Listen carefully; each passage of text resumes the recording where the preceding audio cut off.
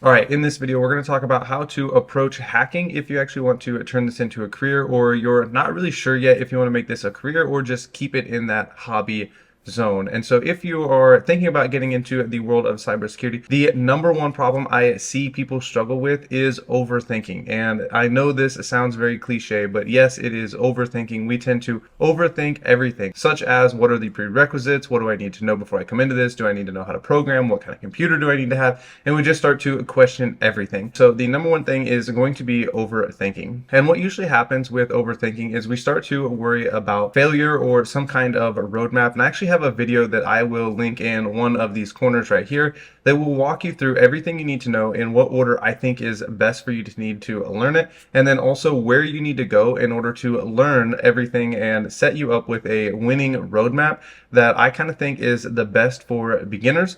And so you can go ahead and check that video out here after this one. So tip number 2 for you, if you're thinking about getting into the world of ethical hacking, is to approach it like a hobby, or just like you're going to flirt with the subject just a little bit and don't commit fully to it. This will really help you in not feeling like you're wasting time. If you find this draft acceptable, then I believe your new relationship agreement is ready to be signed. If you come out and you just say, I'm going to go ahead and commit 100% to a cybersecurity, and I'm going to do this no matter what anybody says, then what happens when you start to fail and you're not really knowing what's going on and you're kind of floundering a little bit is you feel like you're wasting time. But if you start out by just saying, I'm going to treat this as a hobby, and then see where it goes from there, then when you end up making blunders or you spend a lot of time looking at networking when you really don't care about networking, it's not that big a deal because it's just a hobby and you haven't committed to this relationship with cybersecurity fully yet, and it'll really help you feel like you're not wasting a bunch of time. Okay, so at this point, if you're ready to get serious, what I think is going to help you the most is not to say right away, I want to be a bug bounty hunter, so I'm going to go all in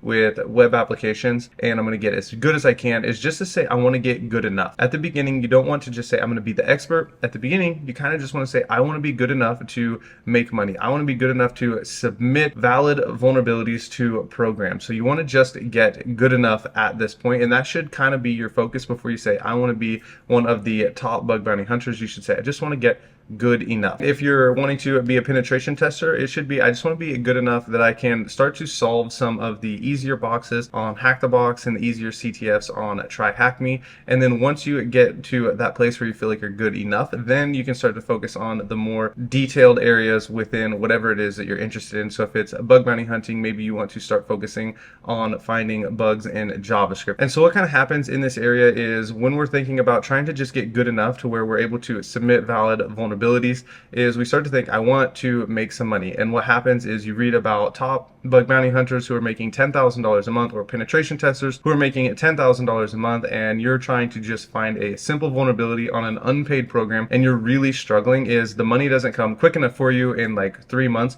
and you start to quit. And one of the top bug bounty hunters had this to say on why they're so good at bug bounty hunting. And how much money have you earned over the last year? This year, $636,000. What do you think is the thing that makes you so good at it? Just the fact that I've been doing it for so long. And so when it really boils down to it, he actually says that it took a lot of time. He has a lot of years of practice under his belt. And so don't come into this thinking that in 3 months you're going to be making money, or maybe even a year you're not going to be able to make a full-time income. It is going to take time. And to our next point, you have to realize that you're signing up for something that is going to be a lifelong journey. This is something that is going to require you to continue studying and developing your skills and your habits every single day, or reevaluating them at least every 3 months, because the world of tech, the tech world, is really evolving quickly. But for now, let's go ahead and jump into how to win in cybersecurity. So we have this little slide here. So the first thing you need to do is have a strategy. So if you are interested in finding a specific strategy, you can check the first link in the description, and I walk you through everything you need to know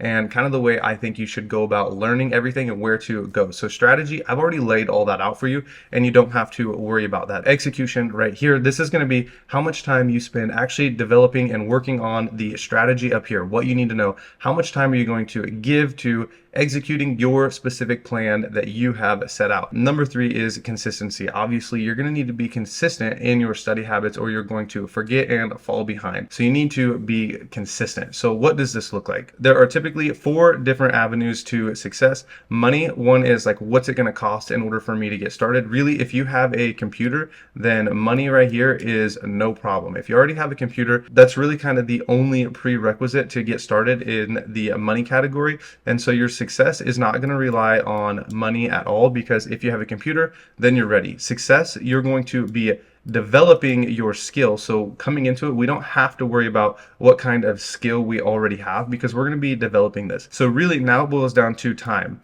How much time are you willing to give to cybersecurity? And I think this is something you should write down and hold yourself accountable to.